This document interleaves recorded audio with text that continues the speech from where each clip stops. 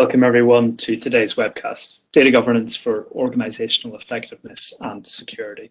So, quick introduction to me. My name is Robbie Shaw, as you've heard. I'm a data analytics consultant from Thorogood, currently based out of our Singapore office. My credentials are up there. To contact me, please do if anything from the webcast interested you, or even if you just want to be connected on LinkedIn. And really my experience in data governance stems from a couple of projects I've done with Thorogood, mainly around data governance assessments and also data governance strategies and implementations, mainly in the pharmaceuticals and the insurance industries. So what's the agenda for today's webcasts? So we're going to give a quick overview of data governance, then we're going to look at sort of two forces of data governance. So data governance for privacy and security, the sort of control side of it, and data governance for organizational effectiveness, the sort of enablement side of data governance and how it can drive value in your business. Then I'll talk a little bit about data governance tools and then end with a little bit of closing advice around data governance.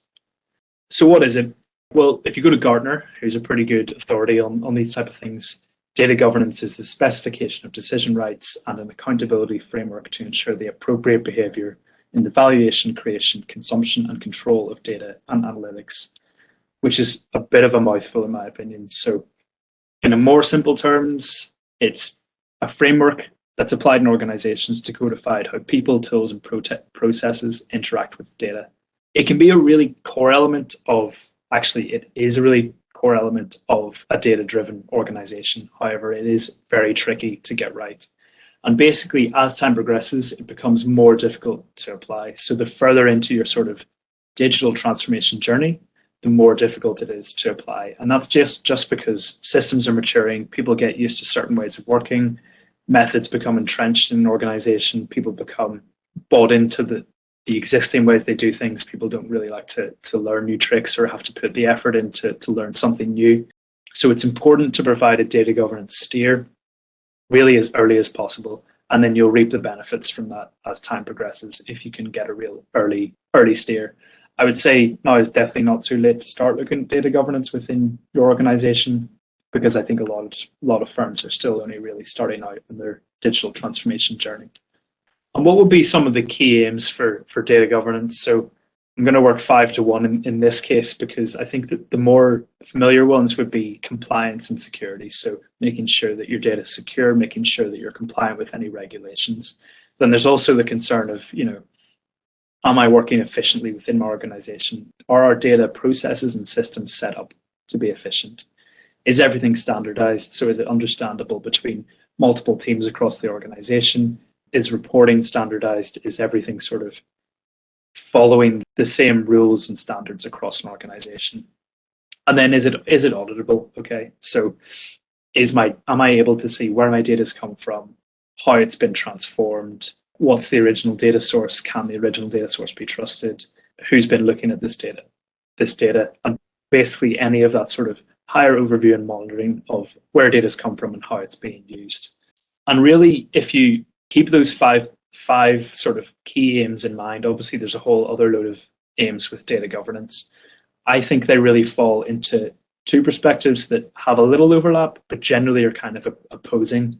And that's really the IT sort of system perspective and then the business data value perspective. So if you're looking at, the IT angle, there's a preference for data security. It's a preference for sort of conservatism around your data. So the IT's main goal is to make sure that, data's secure, the data IT systems are secure and they're compliant. So obviously security is around data breaches, compliance is around, is GDPR being followed? Our data is secure, but are we following, best practices and the rules with GDPR? Whereas the business might be more concerned about, efficiency. Are we using data in the best way? Are we avoiding duplication of effort? Is everything standardized and easily reportable, easily understandable, that type of thing? And from a very crass level, higher profits. Is there a way we can use data to cut costs or to increase revenues as well? And then finally, something like auditable does have its uses in both cases. So the two perspectives, that's just to point out, the two perspectives aren't always opposed, but often it does feel like you're picking one over the other. So how do you create a data governance, strategy system that's going to adhere to both, but also benefit both where they can. So first look at one aspect of it, the privacy and security aspect. So that obviously IT side of things. Going back to the Gartner definition, you can sort of see now that with the words that I've got highlighted, so rights, accountability, appropriate behavior, control, Gartner is really highlighting restraint within data governance rather than sort of enabling an organization to use data to its maximum capability. It sounds like I'm being a little bit critical of that, but I mean, you can understand why. If you look at the Alliance Risk Barometer of 2022, you can see that the most important global business risk of 2022 is cyber incidents. When you dig into that 44% bar, you can see that consists of cybercrime, IT failure and outages, and then data breaches, fines, and penalties. I've highlighted the data breaches one because it's obviously the most relevant to data governance. So given that is, one of the key pillars of cyber incidents, which is one of the biggest worries for people in 2022, it really does make sense that the immediate priority of organizations when thinking about data governance is about controlling data, securing it, and meeting any regulatory requirements, rather than looking at, the democratization of data and making sure you have citizen data scientists across your organization and really enabling and empowering your employees to use data. And that's okay, because data privacy and security is a, I think it makes sense to take sort of prime place as the main role of data governance. So what are some of the key security aspects that a data governance strategy can maintain? So some of these will overlap with sort of just general IT security, but I think they do tie in with data governance as well. So whether your data is in the cloud or on-premise, that applies to all of these. What you want is some sort of user credential authentication. So you want some way to make sure that your data is only going to be seen by people in your organization. You have some type of credential to authenticate an individual user and not just a random person off the street. And then you back that up with multi-factor authentication. So again, that's something that I think most people who probably attend these webcasts are used to. MFA and having to use your phone to just to prove it's you, maybe on sort of the initial sign-in or something like that, really does back up security as well. So all these are forming the building blocks of your sort of overall privacy and security wall. Then, of course, you want data protection while it's at rest, so data encryption and just general data security and access controls while it's at rest, but also while it's in transit, while it's moving across a single network or across different networks within your organization. You want data protection at all times around your data. And then to go into sort of more specifics about how you want your data to be controlled, data governance, this is where we're sort of very much falling within the realm of data governance rather than just IT security. Data residency can be a real point of note. So while you can have your data protected well in the cloud, often the cloud is going to store your data in 2 places or 3 places at once, just to make sure that in case of some type of outage, your data is actually stored somewhere else. In that case, you'd need to specify some type of data residency, and having a data governance strategy that equates for that, so that can identify the types of data that needs to be within a single residency. So for example, I think Australian health data has to stay within the borders of Australia. If you can have a data governance strategy that has an approach for how to handle data residency and has a way to detect Australian health data, then you'd be able to sort of meet security and compliance aspects of data governance key aims. Then again, looking at your data and sort of who can access it. So a level above the user credential is role-based access control. So having a data governance strategy for who can access certain types of data. So while yes, we'd like to throw the gates open to everyone in our organization and let them go wild on data, see if they can find any interesting insights, we're not going to give the newest graduate to the firm access to all of our HR data. That would be unlawful, and we definitely wouldn't want to do it. So having some level of role-based access control and a data governance strategy for how you're managing that. So not working on sort of an individual basis, but having like data groups that you can add to, and having a process to add someone to a data group if, say, someone wants to do analysis on finance data, they get the clearance for it. How do you then and give them access to that group to that data in the most efficient and safest way possible? Then going Beyond that, again, what I was talking about with data residency, having some type of data governance tool that will allow you to detect private data and sort of data that might be in breach or might be in need of sort of extra level of security. Data lineage and monitoring, in a similar way, you want some way of being able to track where data has come from and how it's being used. This can help in terms of spotting issues maybe before they become major issues, or detecting private data. So for example, you might detect that there's some HR data sitting outside the HR folder. Having some level of data tracking, data lineage and monitoring would help you understand how it got there and maybe who might have seen it as well. Data cataloging, so the ability to sort of find data sets that could benefit your analysis. Again, this is going to probably fall more towards the business value side, but having an awareness of data sets, where they are, what type of data people are in charge of, can be really valuable for data governance, privacy and security side as well. And then finally, data destruction. So making sure that if we are deleting data, we're fully getting rid of it properly. We're making sure that hard drives are destroyed correctly. But basically, again, that's maybe falling slightly outside data governance, more towards IT security. But basically, if you bring all these aspects together and cover them within a data governance strategy, what you can see there, if you get my metaphor, has built a very secure wall that will protect your data. And so what does that look like in practice? So in terms of an actual case study of work that we've done with a customer, so we had a global company who held a lot of individuals' PII data, just based on the nature of the business that they were doing. So what they really needed to balance was the tight security needs of handling such data and making data available, because they had a real push. They really wanted to encourage everyone to be a data scientist and to do the analysis that they wanted in the way that could benefit their own business role, but also their whole business team or the whole organization. So actually what they really wanted to do was find the right balance. And in the end, the solution they came up with was to have a central data hub with non-private, anonymized data. It was still very secure, but people used their normal logins to get in, and it could integrate with any data resources. And this was basically the go-to place for any data analysis where you didn't need to know actual private data. And then they built basically a sister data hub, a protected data workspace, in this case, that housed private data, was on a separate network, had extra tight controls around firewalls and routing, had a secondary login, so you didn't use your traditional single organization, single sign-on, had its own analysis tooling sitting within the workspace itself, so all within that secure workspace. And it was basically a place where private data entered but didn't leave. So basically they had two workspaces, one much more tightly controlled, but it contained non-anonymized data, and people could do the analysis that they needed where they absolutely needed the private data, versus the central data hub, which is more anonymized, open, trying to encourage that sort of data-driven culture.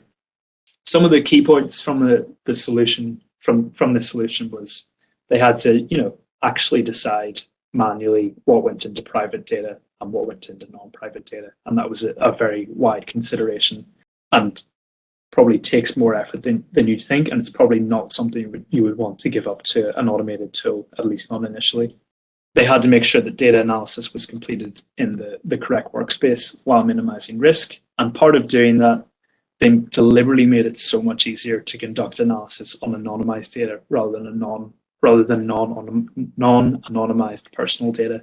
So basically, they nudged everyone towards using the central data hub, and people that would only nudge back if they absolutely needed to work with the private data. And finally, yes, they built this technical solution, but actually it only supplemented the education and processes and culture that they needed to ingrain in their organization. So you can have all the brilliant technology in the world, but someone can probably still find a way to lift data out somehow, whether it's taking a screenshot and reproducing that data somewhere else. You basically, or something similar, you need to be able to educate your workforce and then supplement, make their life easier by using technology rather than solely relying on the technology. And this is a point I'll make further on around data governance as well. And then just to show how that was implemented, so they had their hubs, and basically data came in from all over the world. It was all in the cloud, so the latency was really low. So it didn't really matter where the data was being stored. In this case, it's Singapore. That's not actually where the company was based. I've just put it because I'm here. And then they had a couple hiccups. So, for example, data residency rules that wouldn't allow them to put private data into even the protected data workspace if it wasn't within the borders upon which the data residency rules were set. So, for example, like I mentioned earlier, Australian health data couldn't be moved out of Australia. So the final solution to that was basically just to have a protected data workspace sitting within Australia itself. So moving on to the probably slightly more exciting side, some would argue, and that's data governance for organizational effectiveness. So enabling an organization to maximize the potential of what I think you've probably heard a lot of people calling the world's most valuable resource, which is now data. Although with the price of oil at its peak, I would suggest it could be back to oil. So in terms of data governance for organizational effectiveness, what are the goals within organizational effectiveness? So you want efficiency. That's one of our key aims for data governance generally. So how do we do that? Generally, we want to maintain a single source of truth, which is going to make data easy to find, reduce duplication of effort. There's not going to be two similar data sets sitting elsewhere with two people working on them. We're going to reduce bottlenecks generally because people are going to know where to go for their data. They're not going to be slowed down because they know exactly where data is. You want resiliency, so you want all of your data processes to withstand extraneous shocks. So resignations, pandemics. You want either direct continuity, so if a key sort of developer of a particular dashboard or machine learning notebook, if they leave, what you want is to be resilient and someone else to be able to keep working on it because they have some understanding of it, or to be able to pick up the work really quickly and make sure that business isn't hit by some type of disruption.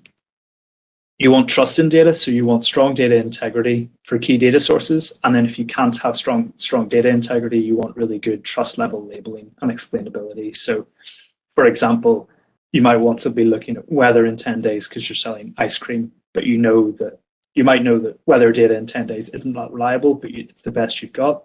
But having some level of, knowing that, okay, I can't really trust this data, but it's my best bet, can help you analyze, but while knowing sort of the limitations or, the reliability of the analysis that you're doing. And with trust, if you have trust in data, you can have data-driven decisions. So obviously one of the goals of organizational effectiveness is to create a data governance strategy that basically creates an environment and a culture where data is sought for an important business decision. So if I'm thinking, okay, should I run this trade promotion? And I'm not just going off the top of my head, yeah, buy one, get one free sounds good. No, I can look at last year's data. I can go, did I run a similar promotion at a similar time or on a similar product? Was it effective? And basically being able to make those data-driven decisions can really help an organization. How can data governance help with that? Basically by being aware that data exists, and by making people aware that data exists makes them think, okay, let's go and help data, logic and rationale make this decision for us rather than just making it off our instinct and gut. And finally, one of the goals is just empowering your employees. So if you give them the autonomy to experiment with data, they might find something really interesting, and at the very least they'll feel empowered, and they're probably more likely to stay at the organization because they're developing and because you're showing a level of trust in them as well in terms of letting them do their own sort of exploring around data. So how do you reach those business goals? Well, there's sort of three areas that I'll come to, and the first of those is data ownership. So what I've got on the left here is basically what I would say is like an ideal target situation for data ownership. And then what I've got on the right are the positive outcomes of that. So if you can have a situation where every data set has an owner, preferably a team rather than a single individual, part of that resiliency I was talking about. And if you have, and that data set owner, if they're an expert in the sort of business interpretation of the data set, so if they have, at least a high level understanding of where the data came from. So if they've got external sales data, they know, this country's data came from Nielsen, this country's data came from Kantar or someone else.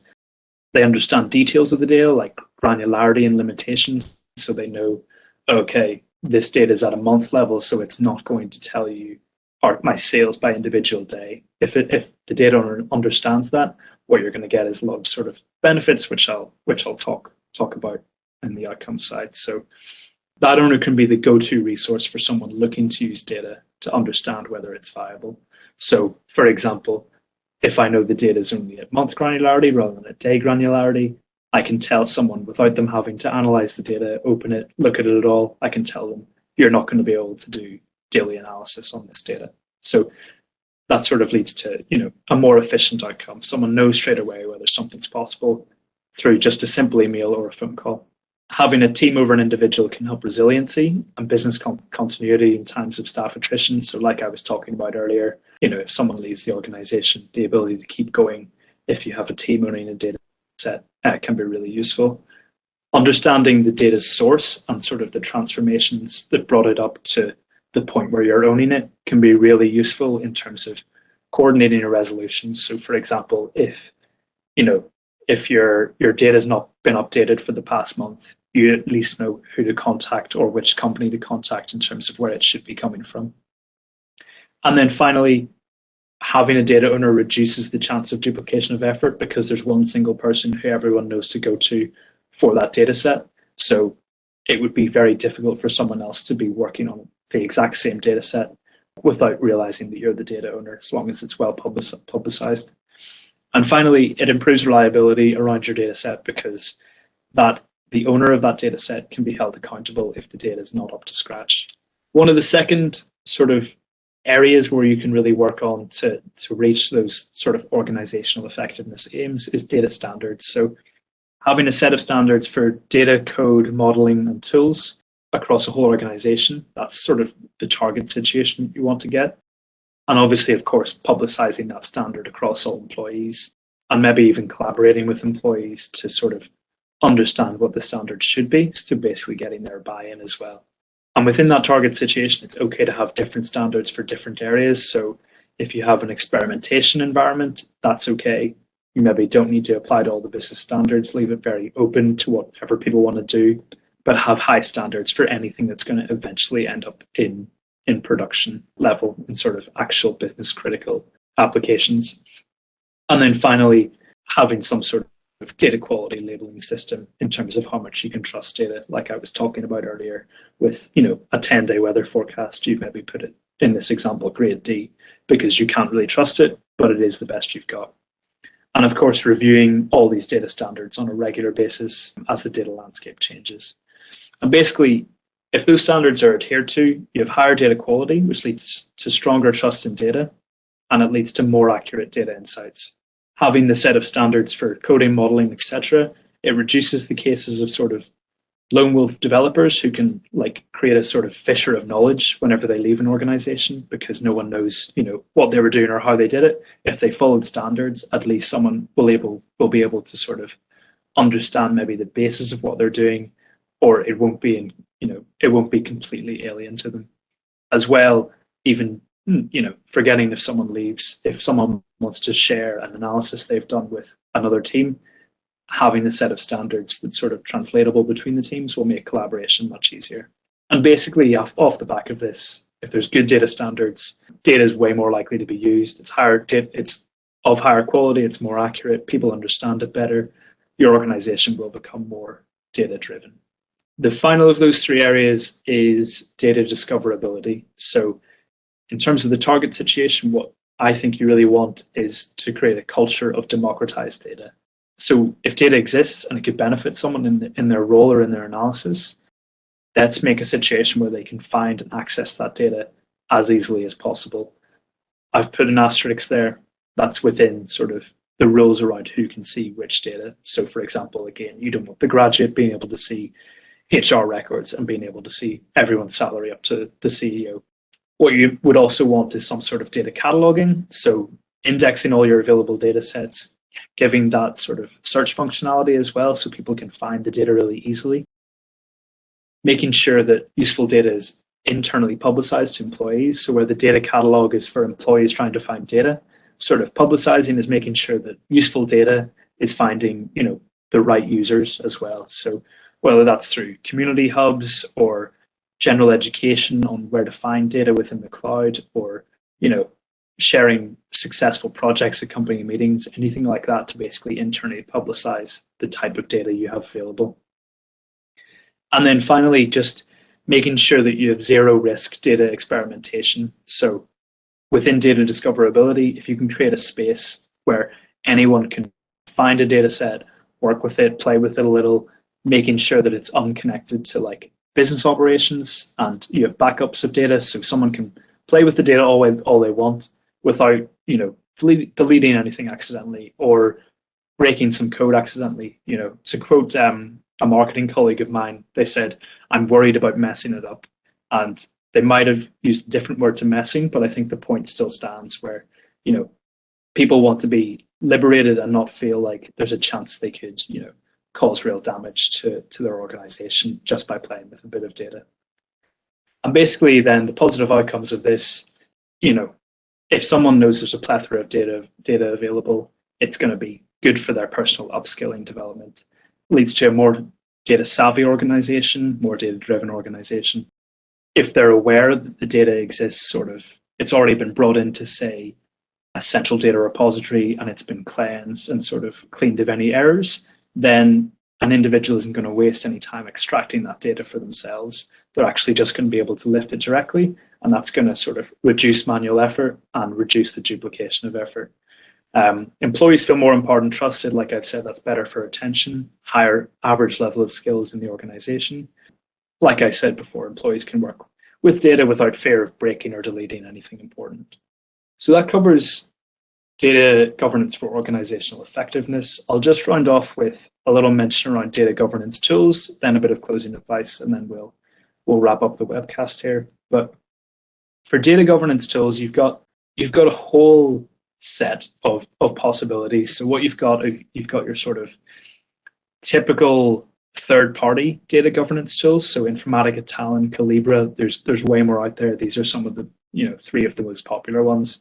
And then additionally, within sort of, if you're on the cloud already, there's data governance tools within those cloud platforms already. So for Google, it's, you know, Google Data Catalog and Google Data Loss Prevention. With Azure, it's Azure Purview that actually sort of does the job of 2 of them. It's just amalgamated into one tool.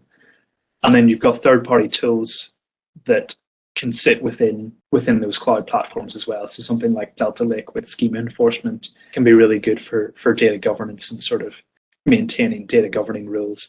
Equally as well, Informatica, Talent, and Calibra can all plug in and sync with your cloud data platforms as well. And then basically, you know, what can they provide? So how do they help data governance? Well, they bring features such as automated data discovery. So some level of automation, understanding the metadata of the types of data sets that you have, and being able to bring that into sort of, you know, collected data catalog, as well as sort of tracking where that data has come from with the data lineage aspects that I've highlighted is quite important. Sensitive data classification, so the ability to sort of, you know, find passport numbers or dates of birth or social security numbers within data, the ability to sort of find that, highlight it, and bring it to, you know, some admin level attention where they go, okay, should this sensitive data be placed here or should it not? And then finally, data cataloging as a result of both the data discovery, but also maybe some manual intervention from users as well to create a sort of all-encompassing data catalog where users can find the data sets that they need. And while those tools are all really good and all can be really useful, again, I want to impress on you that the tool alone is not enough. It really needs to be the sidekick to data governance strategy and culture. And how does that come in? Well, in terms of standards and security, you know, users can discover certain data using the data catalog, but how do they assume it's up to scratch? Have you set standards around, you know, what level data should be at within your data lake? A user structure and ownership, a user can check lineage, you know, so it can find a data set, go, okay, I don't think this data set looks quite right. It looks like there's a few issues in it. Check the data lineage. Okay, this is where it comes from. This is how we can fix it. But actually, have you put ownership in place where, you know, there's a data owner that person can go to and flag this issue as a problem? And then generally, do you have a strategy, a guiding strategy for anything where, you know, there's holes in your sort of data landscape? So a user's found that there's a key data source that doesn't have a data owner. Is there a guiding strategy for, you know, how we assign an owner? Or a user's actually accidentally found a security risk, you know, they've identified it. Is there a process to rectify that? And is there a process to improve for the future and try and make stuff like that less likely to occur. And finally, just some closing advice, little tips and tricks for success. Be a stickler for quality, have complete documentation. It will benefit you in the future. Don't just impress data governance on an organization. Make sure you have buy-in from them, because you need to establish a data culture. Gates to productionization are reasonable, pragmatic, and make sure they're enforced, because as soon as something's in production, there's immediately probably a level of trust around it that you need to make sure is actually validated as well. And then some common challenges as well with trying to apply data governance. So too much too quick. I think the tip around that is just starting with a small number of data sets, but your really key ones. Data governance can't paper over the cracks of just, data quality flaws or, really poor underlying master data. That it can highlight that, but actually, you probably need to go sort of further back in the process to make sure that your master data is of high data quality. And then finally, a lot of data governance initiatives can sort of fall by the wayside just by lack of continued ownership. So always make sure that you're maintaining your data governance and keep encouraging users to follow data governance strategy and best practice. And for any advice on data governance guidance, for any guidance or advice on data governance strategy, tools, or really anything related, please feel free to contact Thorogood consultants that you've spoken to before. And if you haven't spoken to any of them before, please feel free to contact me, and I'd be more than happy to discuss data governance with you. With that, thank you for joining the webcast, and have a great day.